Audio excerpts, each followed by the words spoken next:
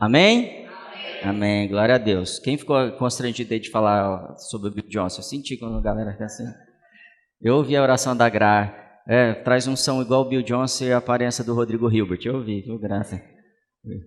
Bom, semana passada a gente falou sobre crenças, sobre o que a gente pensa pode produzir a nossa vida, não pode? Pode mudar a nossa vida, pode trazer benefícios e também pode trazer morte, aquilo que a gente diz, não é? E a gente diz aquilo que o coração ou o que é o nosso pensamento, não é? Eu trouxe aqui 3 livros para vocês, e a gente tem poucas unidades dele, e a ideia aqui não é vender, porque a gente não tem margem sobre isso, muito pouco. Esse é o principal livro dessa casa, fala sobre paternidade e fala sobre esse tempo que a gente está vivendo. Algumas pessoas têm me perguntado sobre literatura. Qualquer livro que você lê nessa casa é muito bom, mas esse é o principal livro. Se você não leu, você precisa ler. Você vai entender o que o Senhor está fazendo nesses dias, convertendo o coração dos pais aos filhos e dos filhos aos pais. Acho que tem 2 unidades ali. Para todos, em especial para os jovens, eu quero indicar esse livro. Esse livro é um livro difícil de conseguir, chama-se Revolução Moral, escrito pelo Chris Vallotton, que é da Bethel.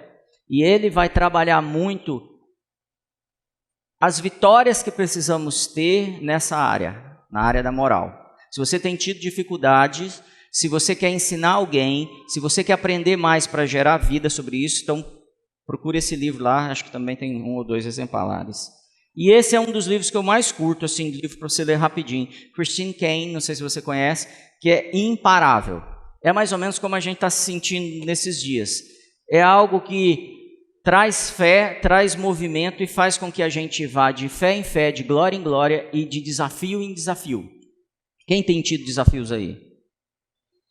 Essa semana eu estive estudando sobre mudanças, né? Acho que algum curso que eu estava fazendo, algum livro que eu estava lendo, não me lembro. E a gente... sim, lembrei, um curso que eu estava fazendo. E o professor falava sobre o tempo da fotografia revelada. E eu não quero discorrer muito disso, porque eu não sou dessa época, eu não entendo bem. Só vou contar o que ele me contou. Que antigamente as pessoas pegavam, compravam uma máquina, ia até uma loja, compravam um filme, colocava na máquina, e aí encaixava aquele filme, não podia abrir o filme antes da hora, senão queimava. É isso mesmo, gente? Obrigado. E aí fechava essa máquina, se abrisse ia perder o filme, não é isso? Aí a pessoa tinha lá 12... os velhos aí, 24 e 36. Os caras caem fácil, né? 24 e 36 o quê? Poses. Então, você ia numa festa, o que você fazia? Tirava só 4 fotos, porque você vai guardar o filme para outros dias, porque é caro.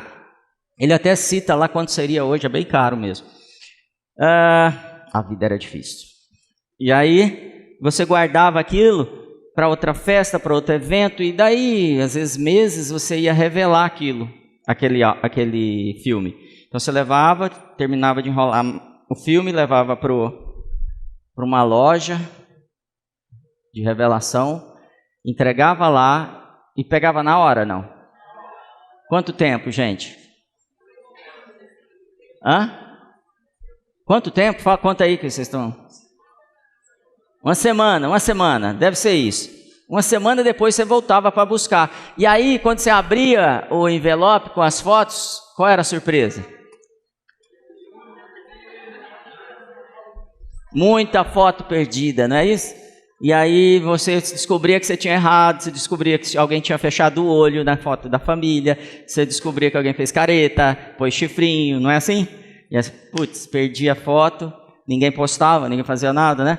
Mas isso começava a fazer com que a gente se tornasse mais detalhista, mais cuidadoso, não fazia? Fazia ou não fazia? Eu não posso perder fotos, então fazia a gente não perder fotos. Fazia a gente ter cuidado com aquilo que a gente já tem. Fazia a gente dar valor naquilo. Hoje a gente sai com o celular, tem uma festinha, quantas fotos a gente tira? Dá uma ideia aí para mim, vai. 1000, 100, 120. Às vezes 100 da mesma pose. Eu já vi, às vezes a pessoa me mostra, deixa eu te achar uma foto. Mas as fotos são todas iguais? Porque eu queria postar uma aí. tira 122 fotos para poder aproveitar uma. E é normal. Mas o mundo mudou. E hoje a gente não é exigido ter essa performance na foto. Mas o mundo exige que a gente esteja bonito na foto, esteja bem. Então a gente se preocupa muito na foto que a gente vai postar. Então a insegurança não mudou, mas o comportamento tem mudado. Tem muita coisa que tem mudado. Tem muita coisa que a gente tem transformado em medo e em insegurança. Por exemplo, existia uma brincadeira de criança de alto risco quando eu era criança. Era assim, absurdo. E hoje, o Ministério da Saúde, por exemplo, proibiu isso, né? Multaria se alguma escola colocasse essa brincadeira. Provavelmente fecharia a escola. Tal o risco que é. Chamava Pega a Vareta. Vocês conhecem? Pega a Vareta, quem não conhece, é um jogo de varetas que você jogava e elas se espalhavam. Então, você imagina hoje uma criança de 5 anos brincando com pega-vareta. Risco alto, não é? Eu não sei de uma pessoa que morreu com pega-vareta, gente. E brincaram umas 3 décadas no mínimo com isso e nunca aconteceu. Por que a gente tem esse medo todo?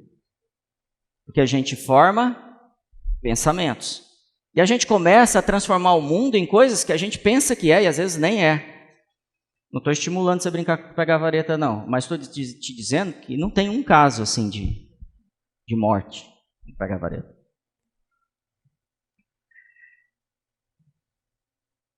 Tem coisas, tem fantasmas que a gente cria nos nossos pensamentos. Por isso a gente deixa de alcançar coisas que o Senhor já preparou para a gente. Quando eles cantavam essa música hoje, Que Amor é Esse, né? Como é que é a música mesmo? Eu tenho dificuldade de guardar a letra. Que amor é esse? Me ajuda.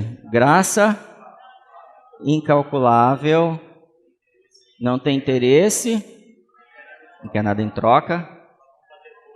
Sua vontade é boa, perfeita e agradável. Para quem?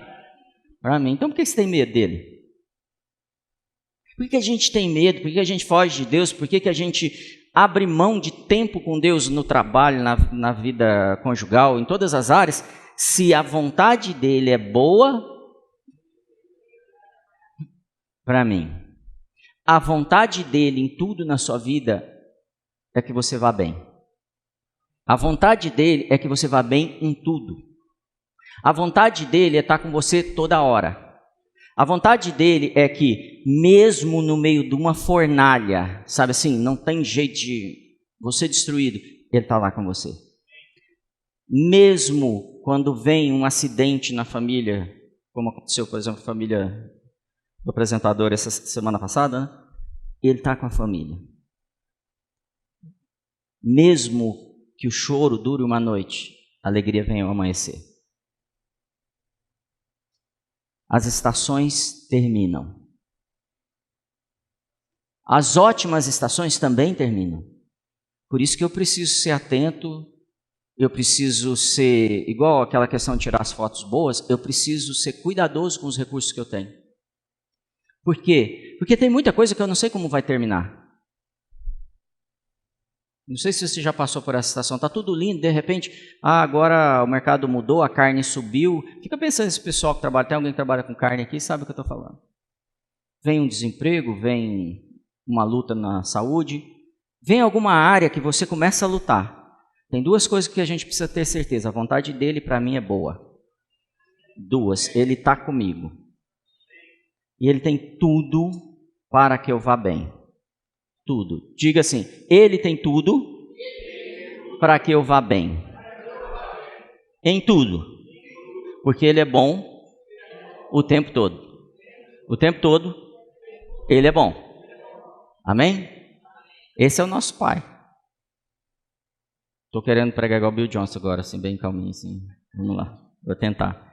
Queridos, eu queria que você imaginasse agora uma pessoa que mora numa ilha. Para esse pessoal dessa ilha, uma família, uma cidade, numa ilha, consegue imaginar uma ilha? Lá no meio do Pacífico tem uma ilha, e eles nunca saíram de lá. Imagine isso. Eles moram nessa ilha, constroem suas vidas nessa ilha, a internet deles é só nessa ilha, a TV é só nessa ilha, tudo, todos os recursos que eles precisam, eles retiram dessa ilha. E eles começam a avançar. Eles criam tecnologias, eles criam famílias e relacionamentos e vai crescendo e vão virando cidades ali nessa ilha. Imagina essa ilha bem populosa agora. Cidades grandes, modernas, gente feliz, gente trabalhando, escolas, hospitais, tudo que precisam. Vivem com a vida muito parecida com a nossa. Lutas, levantamos cedo, trabalhamos, lutamos, acordamos, nos casamos, compramos, vendemos e a vida vai passando. Depois de uns 30 anos, um homem sobe numa dessas montanhas dessa ilha e ele consegue ver com uma luneta que ele criou, muito poderosa, uma outra ilha muito distante. Eles nem sabiam que existia outra ilha. E quando ele vê aquela outra ilha, ele começa a estudar essa segunda ilha. E ele começa a perceber que lá existem pessoas também. Existem famílias, existem cidades que cresceram lá também. E esse povo também é independente. Só que eles não se diferenciam muito, porque as tecnologias são muito parecidas com as que foram criadas nessa primeira ilha. Todos os recursos são muito parecidos também. A comida, os minérios, tudo muito igual. Consegue imaginar isso? Mas ele começa a perceber que eles vivem melhores do que essa primeira ilha. E eles começam a perceber que os recursos que eles têm, as pessoas multiplicam usando os recursos uns dos outros. Potencializam seus recursos apoiando um ao outro. Usando a sabedoria um do outro. Ele começa a perceber que nessa ilha as pessoas não vivem de forma isolada. Tudo que fazem é pensado no coletivo. Tipo, hoje eu vou levantar e tenho 24 horas para o meu dia. Como eu vou dividir o meu dia? Eu vou trabalhar, eu vou cuidar da minha família, eu vou ganhar dinheiro, eu vou produzir, vou descansar, eu vou ter lazer, mas eu vou separar uma parte do meu dia para alguém que talvez esteja precisando do que eu sei, das minhas habilidades, do meu conhecimento ou da minha companhia. Alguém da minha família, alguém que não é da minha família. E ele começa a ficar intrigado, mas por que eles vivem de forma diferente usando os mesmos recursos? Por que eles conseguem ser felizes o tempo todo e a gente não tem conseguido ser feliz o tempo todo? A gente tem conseguido ser feliz o tempo todo, gente? É uma pergunta que eu queria trazer. Acho que não, né? Quando eu pensava nessa história dessas duas ilhas, eu tive uma lembrança da história do rico e do Lázaro. Você já viu essa história? Outro dia eu vi que está passando até na Record, né? Bom, o rico e o Lázaro, lembra? Você sabe a história? Não. São duas pessoas, uma é muito rica e um pedia esmola na porta do rico. E eles morrem. E a história o principal que eu quero trazer é, o rico está num ambiente que não é o céu, vendo o que está acontecendo no céu e vendo o que está acontecendo na terra. E ele fala assim, manda alguém avisar os meus irmãos que aqui é muito ruim fora do céu.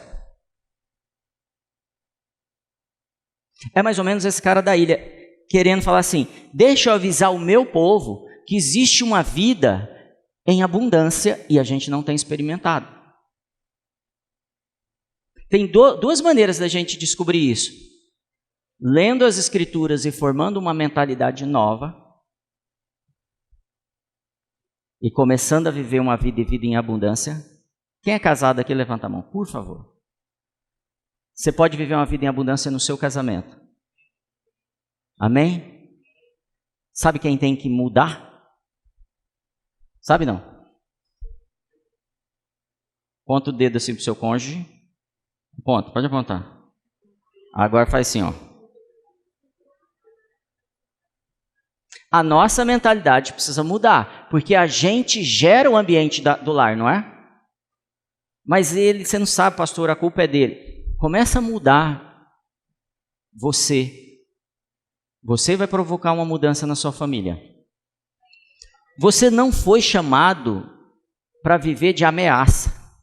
Você acabou de falar o que Deus é, que os planos dele são mais altos que os seus. Que ele só tem planos de bondade para você. Só bem, não tem plano de mal. A gente está numa ilha com todos os recursos possíveis para viver uma vida maravilhosa e não vivendo. E hoje eu quero provocar isso na gente. É isso que o Senhor está falando comigo. Por que em tal área e tal área você não tem vivido ainda? Um pouco é porque você precisa formatar isso no meu modelo de mentalidade, na mente de Cristo. Como um casal vive, como uma família vive, como um administrador vive, como um trabalhador, empresário, um funcionário, um aluno, um professor vive, com a mente do reino de Deus. Não por ameaça, mas por oportunidade. A gente é ser multidimensional. Você sabia disso? A gente é corpo? Sim. A gente é alma? A gente é espírito. Sendo esse ser multidimensional, Deus quer que eu vá bem nas 3 dimensões. Tem gente aqui que gosta de cozinhar, não gosta? Eu gosto de cozinhar. Tem mais alguém que gosta de cozinhar? Tem gente que gosta de esporte. Tem gente que gosta de ler. Tem gente que gosta de viajar, não é? Isso é um pouco da dimensão do que você é. Tem gente que detesta o que o outro gosta. Às vezes até num casal. Eu canto, eu gosto de cantar. Vou tomar uma água aqui, que essa agora está assim.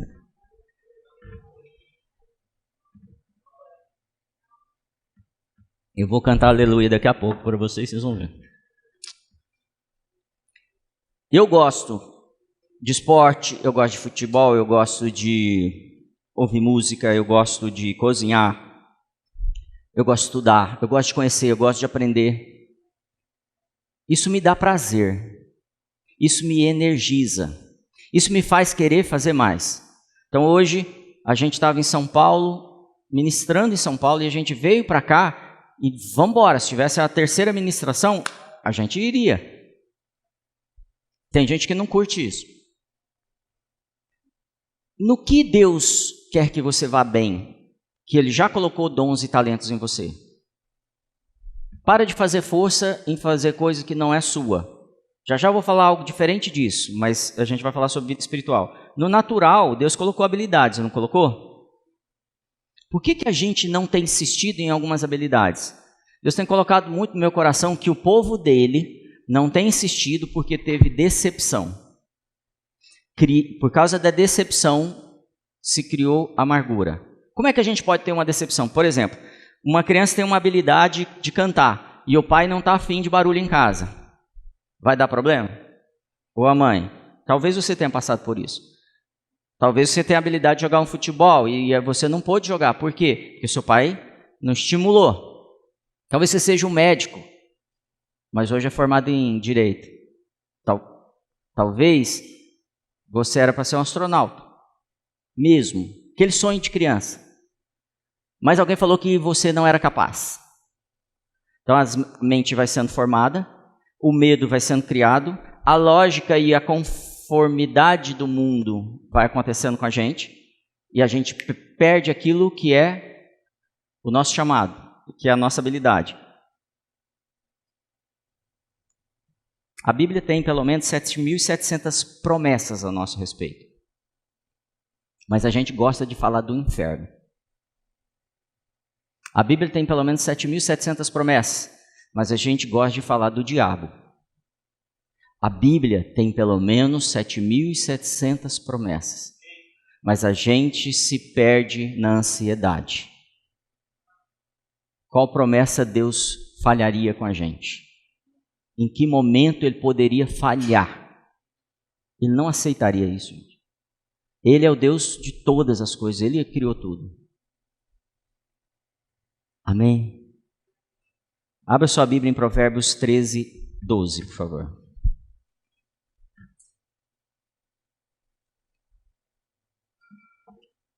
Alguns de nós têm deixado a esperança morrer. Semana passada eu trouxe até uma frase que é: eu não sou velho demais para realizar algumas coisas. Se você tiver 85 anos hoje, você pode fazer muita coisa. Quando eu dou treinamento de empreendedorismo, eu gosto de usar o Roberto Marinho. Começou a Globo com quantos anos? Sabe? 60 anos. 60 anos o cara começou a Globo. O que pode impedir a gente, se a gente ainda tem o favor de Deus para nos abençoar? Abriu aí? A Bíblia diz assim: a esperança adiada desfalece mas o desejo atendido é árvore de... Muitos não têm tido pensamentos de vitória porque a esperança tem sido adiada. Não é só porque foi suprimida ou abafada, mas porque perdeu o tempo. Porque não aconteceu. Porque alguém que investiria em você não investiu. Porque o momento que você tentou, o Brasil entrou em crise. Porque a legislação mudou. Porque o dólar subiu. Sei lá. Muitos de nós aqui poderiam contar histórias desse jeito. E a Bíblia diz que a esperança adiada desfalece E a gente aprendeu que o coração, semana passada, é o quê? Os pensamentos. Então, a esperança adiada, ou seja, aquilo que demora demais para acontecer, desfalece o quê? O que é desfalece? Ajuda aí, me dá um sinônimo. Enfraquece, adoece. Sabe os sonhos que você tinha que foram adiados? Podem ter enfraquecido os teus pensamentos, mudado os teus pensamentos, conformado os teus pensamentos com os pensamentos de outra pessoa. O que você sonhava quando era criança? Isso não faz parte da mensagem não, mas eu estou sentindo que é por aí que a gente vai. O que você sonhava? Quando o povo de Deus chega diante da terra prometida, aquele povo que saiu do Egito, eles já tinham 40 anos de deserto. Pensa o homem que saiu do Egito com 40 anos. Quantos anos ele tem agora quando ele chega em frente à terra prometida? 80. 80 anos eu estou diante da realização do sonho da minha vida. Quer viver num lugar onde mana leite e mel. Acabaram as minhas dores de cabeça. A gente vai viver um tempo de paz. E eles falaram: não, isso não é para a gente. Por quê? Porque os pensamentos deles estavam desfalecidos, enfraquecidos, doentes. Eu quero que você resgate os sonhos que você tem. Não importa a sua idade, não importa o tempo. Uma pessoa de 25 anos hoje, a ciência diz isso, tá? Uma pessoa de 25 anos hoje provavelmente vai viver até os 110. E você está fazendo o plano de se aposentar com 65. E aí você aposenta com 65 e vive até os 100 e... Quanto dá isso? Quanto dá, gente? 45 anos. 45 anos de vida sem fazer nada. Só curtindo. Eu vou te provar hoje que não é isso que Deus quer para você. Vamos lá? A decepção, ela tem te roubado o senso de propósito. Hoje a gente começa um tempo nessa casa de tomada de território. O Senhor tem levantado pessoas importantíssimas aqui nessa casa, com talentos incomparáveis. Semana passada eu me reuni com um jovem talentosíssimo, com muitas habilidades, vocês não têm ideia.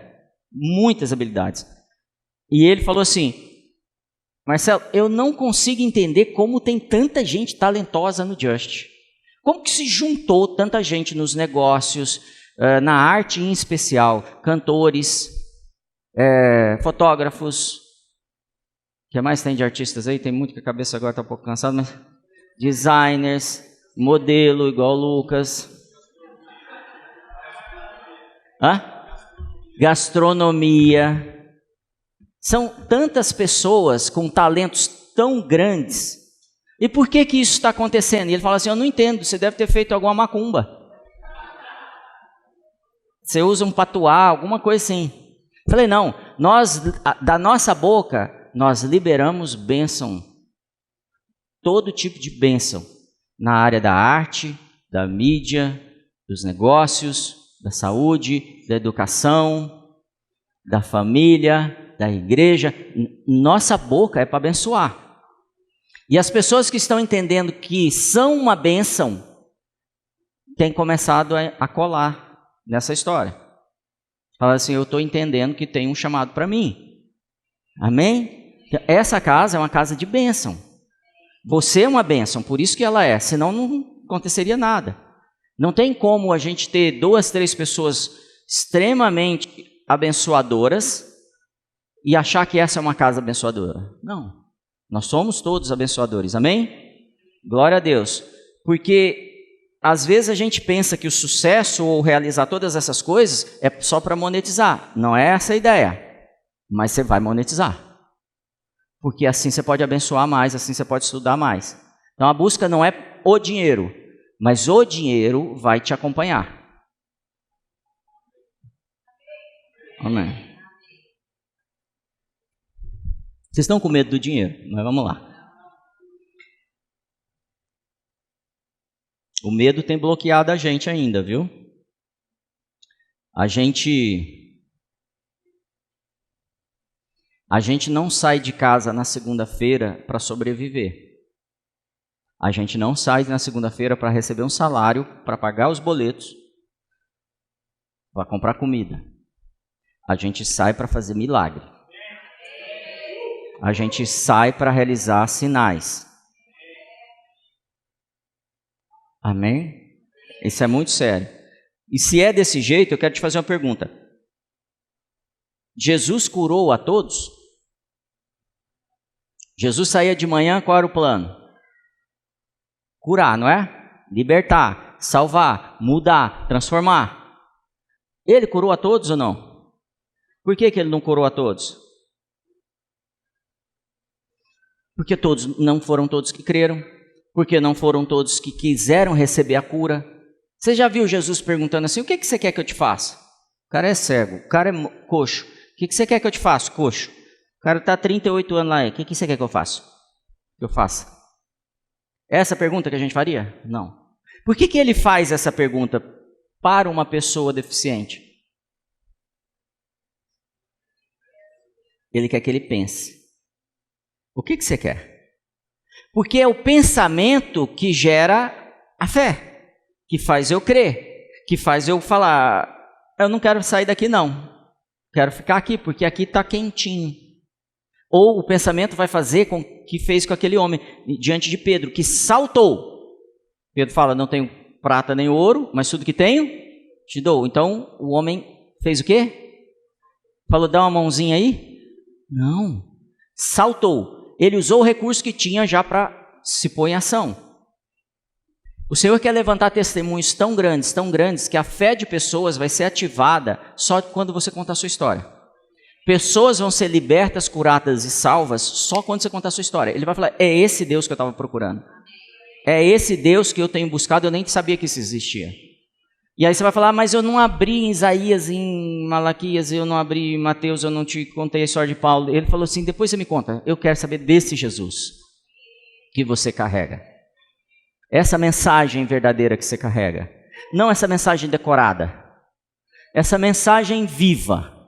Essa mensagem que é uma carta que não conta nada sobre você, só sobre ele. É tudo sobre ele mesmo. Essa mensagem que faz com que as pessoas se sintam atraídas por um cheiro, por uma atmosfera. Ela está aqui. Está em você. É porque ele falou, o reino de Deus está dentro de mim. Fala, de mim. Amém. Nicodemos, um dia, levanta de noite e vai encontrar com Jesus. Lembram dessa história?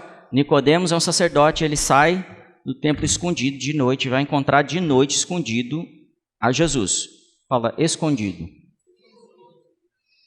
Um dia eu aprendi que esse homem não estava errado. É mais ou menos assim, se imagine o Justin Bieber. Conseguiu imaginar? Lucas, fica em pé, só favor. Imagine o Justin Bieber.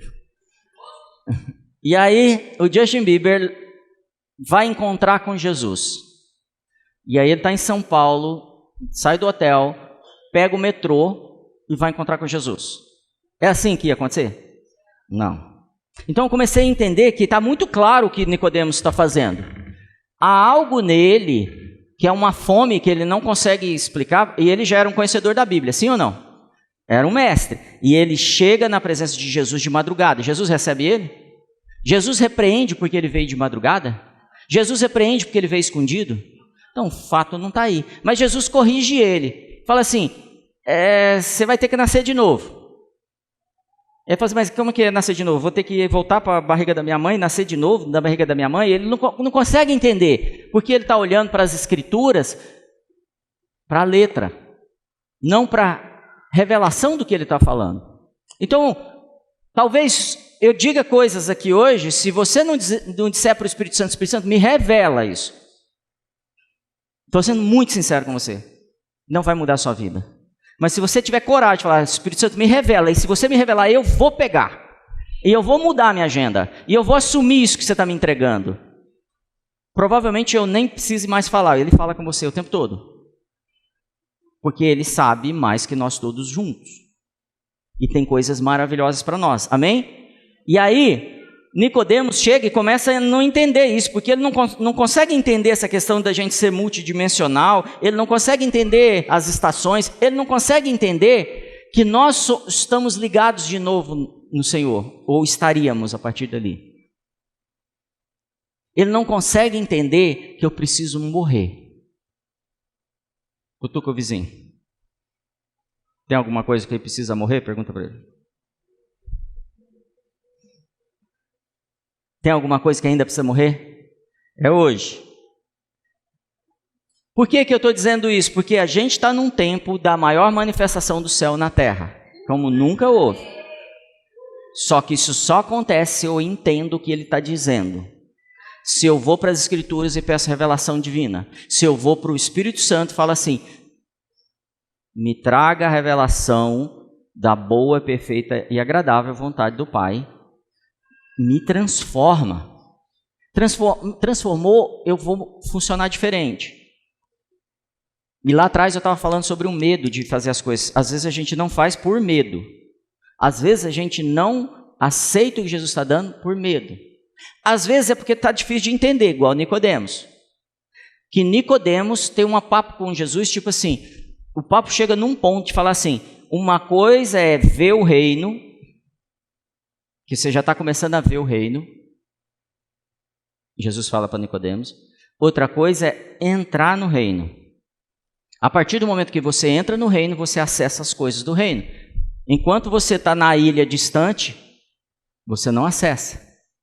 Só que quando eu entro no reino, meu comportamento, porque os meus pensamentos mudaram, meus sentimentos mudaram, meu comportamento muda. E eu começo a viver dentro da minha casa o reino de Deus. E aí eu vou chegar, acordar de manhã e falar assim, que seja feita na minha casa, assim como é no céu. Que um casamento seja a manifestação de Deus aqui na terra. Que a minha família, que a minha paternidade seja a manifestação do reino na terra. Que a empresa que eu trabalho ou que eu administro seja a manifestação do reino na terra. A ansiedade muda, não muda? O medo muda. Jesus veio para revelar o Pai. Veio ou não? Se você é um artista, você pode revelar o Pai através da arte. Receba isso. Abra sua Bíblia aí enquanto você pensa, então. 2 Coríntios 1, 20.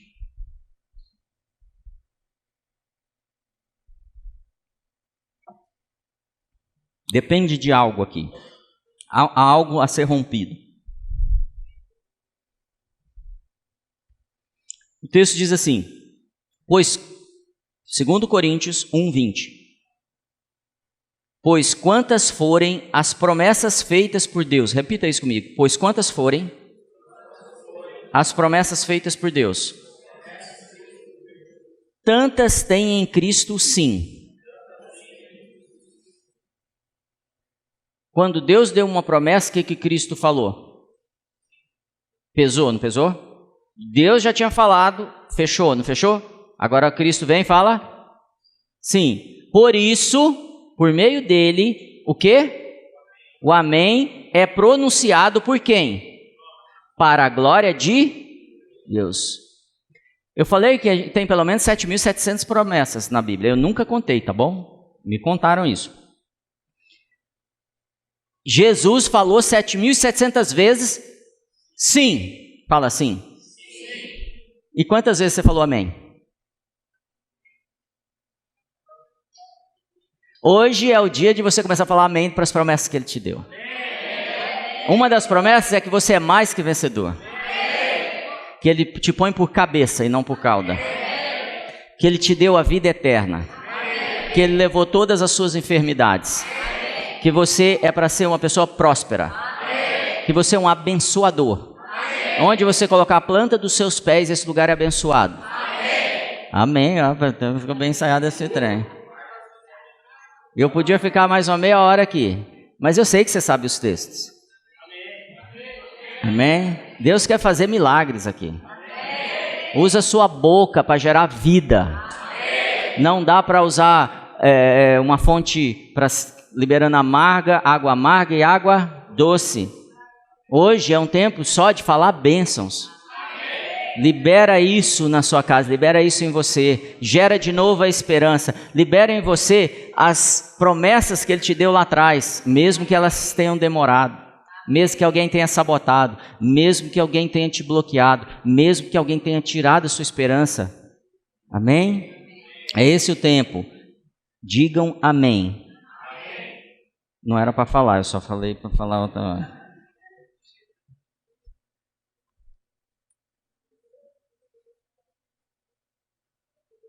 Antes de você crer, isso é algo que eu anotei que eu quero decorar isso na minha vida. Antes de você crer, Ele já havia decretado sua promessa como verdade.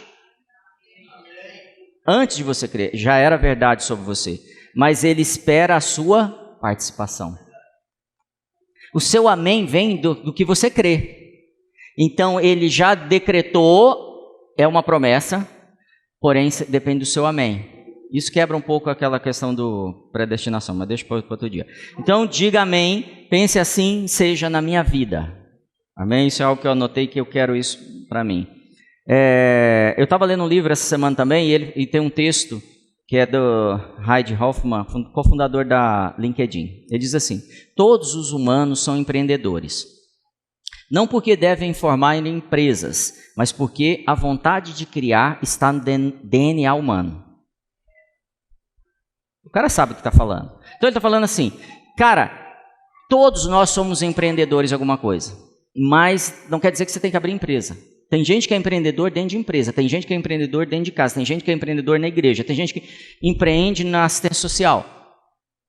Porque está no DNA humano. Está no DNA humano fazer o ambiente melhor. Olhar para a ilha, entender qual é o modelo, olhar para o reino, para o céu, para o Espírito Santo, entender como funciona e falar assim, que seja feito na minha casa. Que comece por mim. Ninguém acredita, mas eu não estou conformado com o mundo. Comece por mim. Comece por mim o sucesso financeiro para eu poder investir em áreas que ainda não foram investidas. Não ficar esperando Brasília. Comece em mim a ciência que ainda não foi descoberta. Eu vou estudar mais. Comece em mim modelos de arte que ainda não aconteceram, de educação, multiplicação, mudança, amém? A gente tem associado, vou tentar resumir um texto que eu escrevi na viagem agora há pouco, dias de folga, viagem, aposentadoria, como um estilo de vida. Isso não é estilo de vida, isso é descanso, e você tem direito. O Senhor não nos criou para trabalhar. E aí tem gente que fala assim, pastor, mas trabalho é maldição. Não é, o suor é maldição. O trabalho é uma bênção. Porque antes da maldição ele falou assim, frutificai, multiplicai, enche a terra, põe nome dos animais, faz isso, assume para cá, põe para lá, multiplica, faz a coisa funcionar. Vocês são os administradores, melhora essa ilha, melhora essa terra. Então trabalhar é uma bênção, ser um multiplicador é uma bênção. Se você já tem sido, eu quero liberar mais bênçãos sobre você. Quero liberar palavra de multiplicação maior ainda sobre você. Que soberge sobre sua vida. Porque você tem sido um remanescente. Amém? Eu não estou falando de dízimo, oferta, não estou falando da sua vida lá fora. Você nasceu para multiplicar. É isso. Agora, não fica na rede não.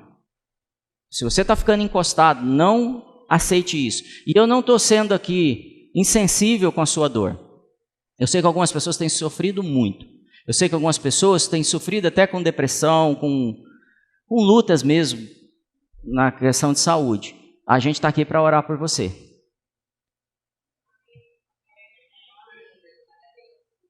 Vou melhorar isso. A gente está aqui para te curar. Porque a palavra não fala para a gente orar pelos enfermos. A palavra fala para a gente curar os enfermos. E é assim que a gente tem que começar a liberar a palavra. Amém? Vou tentar ir para o final aqui. Às vezes a gente dá muita ênfase ao que podemos fazer. Já percebeu isso? Eu sou bom cozinheiro, eu sou isso, eu sou aquilo, eu canto bem. Deixa eu te falar, o que Deus vai te usar de verdade é aquilo que você não dá conta. Se você não está dando conta de curar, o Senhor vai te curar, vai te ajudar a curar pessoas agora. Se você não sabe pregar, o Senhor vai te usar para pregar. Eu vejo toda hora isso na Bíblia. Eu vejo o iletrado sendo admirado pela academia hebraica. Eu vejo isso acontecer. Eu vejo aquele que não tem capacidade sendo usado mais do que aquele que tem. Agora eu quero chamar a atenção para um outro fato que talvez você tenha apagado da sua vida, ocultado. Que são as coisas impossíveis que ele já te falou que você faria. E só acontecerão se você abrir mão dos pensamentos limitantes hoje. E você fala, Senhor, eu vou começar a entrar nessa. E eu vou ter sucesso nessa área. É o momento de você falar para ele, não posso fazer isso por você. Senhor, eu vou entrar nessa área aqui, ó. E eu vou ser a tua mão nesse lugar. Eu vou ser tua voz naquele lugar. Fala isso para ele. Rompe isso dentro de você. Descubra a área agora, rapidamente. Fala assim, essa área eu preciso me manifestar. Mas eu não tenho dom, não tenho talentos. Ele vem aí para fazer você ter. Ele fez isso com Pedro. Ele fez isso com Tiago. Ele fez isso com João. Ele fez isso com muita gente. Ele pegava mulheres e colocava elas no mais alto lugar de dignidade, porque ninguém acreditava. E essa é uma noite de reposicionamento, porque os nossos pensamentos têm sido renovados. Amém? Cure os enfermos, ressuscitem os mortos, purifiquem os leprosos, expulse os demônios. Foi isso que ele falou em Mateus 10. Cure os enfermos, ressuscitem os mortos, purifiquem os leprosos, expulse os demônios. Vocês receberam de graça, deem de graça. Vocês já receberam isso de graça. Começa a libertar as pessoas. Vocês foram chamados para restaurar as cidades assoladas. Vocês foram chamados de carvalho de justiça. Vocês foram chamados daqueles que irão na frente desse exército para trazer essa transformação para esse país. Mateus 10, 41, na parte B diz assim: quem recebe um justo, porque ele é justo, receberá a recompensa de justo. E aí algumas pessoas falam assim, mas o que é ser justo? O que é ser justo? Justo é viver o que o reino vive, amém? Qual que é o galardão de justo então? Qual é a recompensa de justo? Provérbios 2:21 diz assim: porquanto os justos herdarão a terra Diga para o seu vizinho: os justos herdarão a terra. Mateus 10:41 diz: quem recebe o justo, porque ele é justo, receberá a recompensa de justo. O que o justo vai receber? A terra. A terra é sua.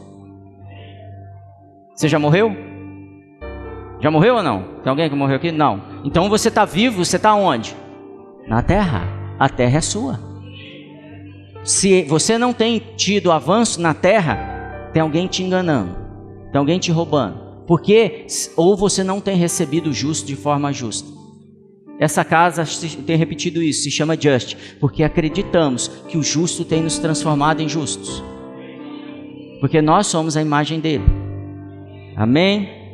Porque porquanto os justos herdarão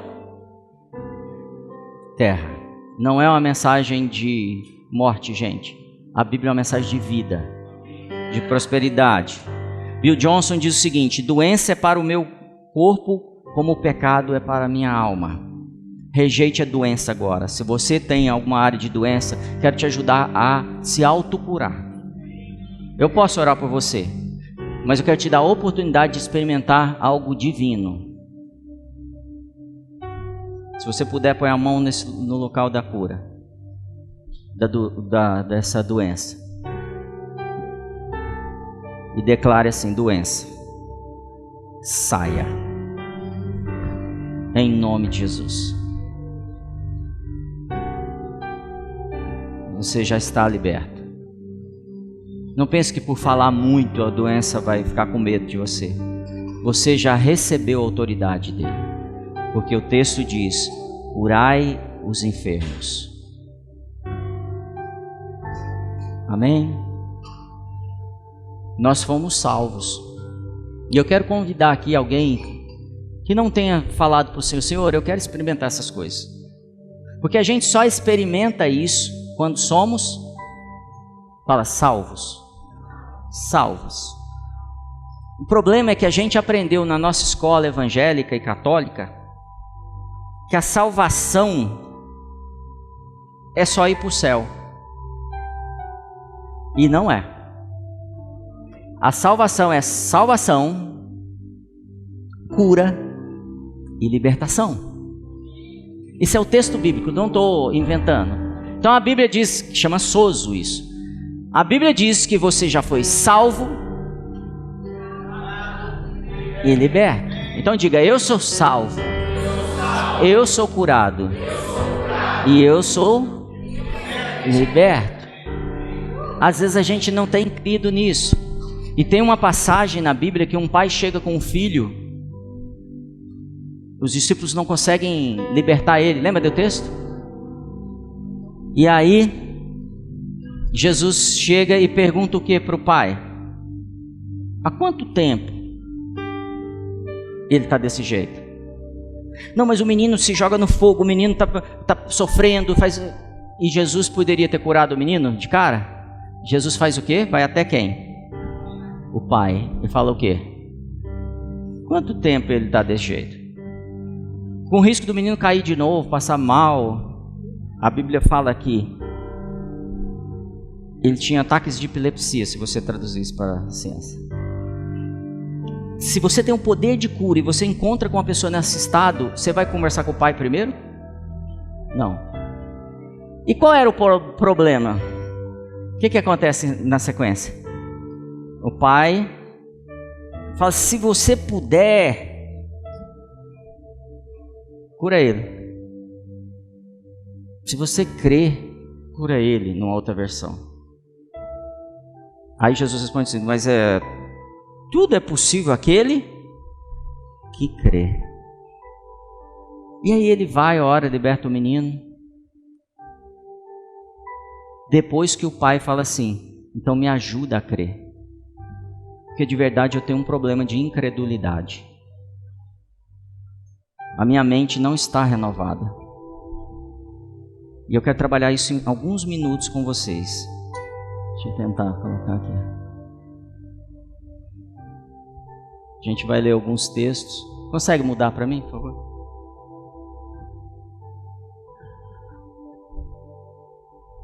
É um momento de libertação agora da nossa mente. Amém? Nós estamos em Êxodo 34:6. A passagem diz aqui: passando, pois, o Senhor perante ele, clamou: o Senhor, ó Senhor, ó Senhor, Deus, misericordioso e piedoso, tardio em irar-se, grande em beneficência e verdade. Está reconhecendo quem é Deus. Que guarda a beneficência em milhares, que perdoa a iniquidade, a transgressão e o pecado, que ao culpado não tem por inocente, que visita a iniquidade dos pais sobre os filhos e sobre os filhos dos filhos até a terceira e quarta geração. Fiquem calma, depois vamos falar de Jesus para resolver isso. Mas Jesus está diante de um homem que tem problema de incredulidade. E a consequência disso, visitou o filho dele. Porque Jesus vai resolver primeiro o problema com o pai para depois libertar o filho. Mas eu quero que você preste atenção em algumas palavras que estão aqui. Perdoa o quê? A iniquidade e o...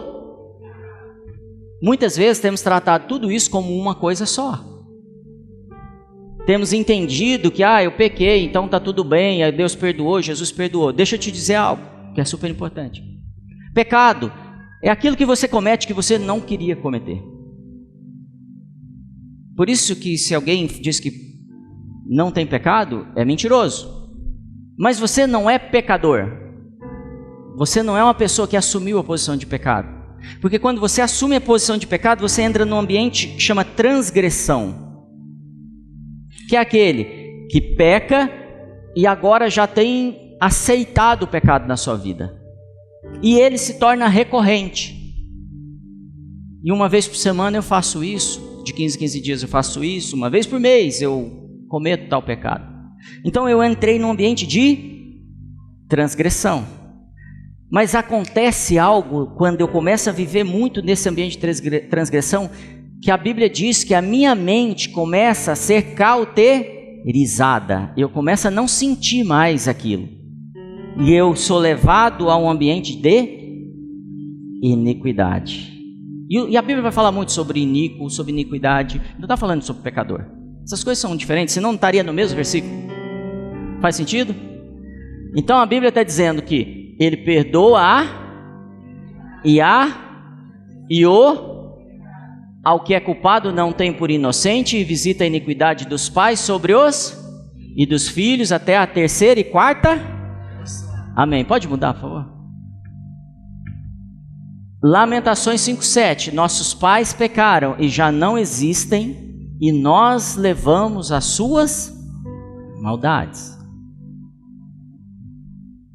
Pode mudar, por favor? Bem-aventurado aquele cuja transgressão é perdoada e cujo pecado é bem-aventurado aquele que quem o Senhor não atribui e em que cujo espírito não há, enquanto calei os meus pecados, envelhecer os meus pelos meus constantes gemidos todo dia, porque a tua mão pesava dia e noite sobre mim, e o meu vigor secou como o calor do verão.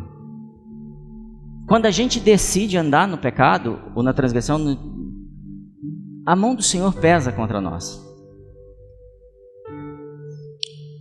Pastor, mas Jesus já levou todas as coisas. Levou. Mas se Ele me perdoou dos pecados e eu insisto a andar na iniquidade, eu entro nos princípios da Bíblia.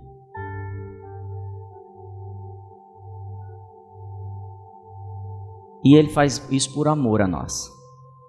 Porque os nossos ossos começam a ser afetados. Nosso corpo começa a ser afetado. Talvez seja perdoar alguém. Perdoar alguém quer dizer, eu já estou em pecado, que eu sei que eu deveria perdoar, mas eu alimento isso, daqui a pouco eu não sinto mais, e aí eu não perdoo a segunda pessoa, a terceira pessoa, e eu continuo assim. Talvez seja adultério, talvez seja pornografia, talvez seja roubo, mentira, não sei. Eu sei que o Senhor nos quer como um povo santo, e eu não vou ocultar a verdade de vocês, porque eu sou responsável por isso.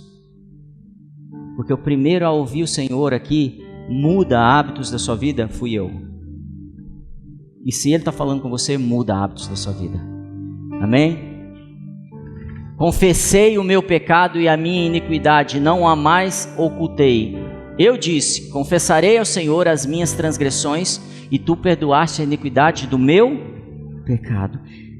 A boa notícia é que mesmo que eu esteja aqui no último estágio, num lamaçal profundo, se eu confessar a Ele hoje, eu sou perdoado. Eu sou limpo. Eu sou revestido. E se isso acontecer nessa terra, e se nós ensinarmos isso na nossa casa, a noiva fica pronta. Ela vai ser adornada com vestes brancas, com vestes de justiça. E o nosso Senhor vem. E o Espírito e a noiva dirão, vem. Baixe sua cabeça um minuto. É uma hora para você confessar os seus pecados, suas iniquidades, suas transgressões.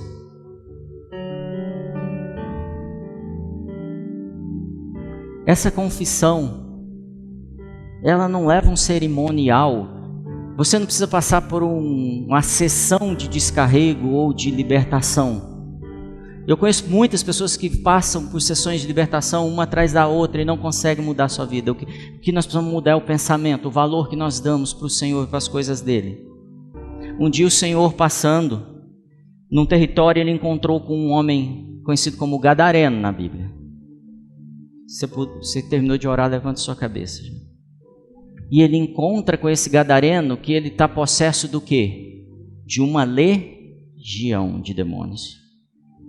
E Jesus simplesmente diz o que para o Gadareno? Ser limpo, ser liberto. E todos aqueles espíritos vão para os porcos. Ser limpo, Marcelo. Igual Davi falava para a alma dele. Ó, minha alma, por que está tão aflita? Comece a orar por você. Ponha você a mão na sua cabeça. Libere palavras de bênção. Declare arrependimento, mudança de vida. Declare sucesso. Declare a glória do Senhor sendo manifesta na sua vida. Declare mudança de comportamento. E comece a mudar isso todos os dias. E Jesus não teve trabalho para expulsar esse demônio. A gente aprendeu tanto curso de libertação, mas a gente não aprendeu que Ele nos deu autoridade para expulsar demônios. E expulsar demônios é assim. Quem conhece sabe da história que eu conto do Jerônimo, que eu estou na rodoviária, é uma bagunça na rodoviária, ele estava pegando um ônibus depois de ministrar aqui em Ribeirão, e a gente tentando conversar, e todo tipo de problema que você pode imaginar na rodoviária, ele só fez assim, shh. E a rodoviária ficou nesse silêncio aqui. Porque Ele te deu autoridade sobre todo principado, potestade e hostes celestiais.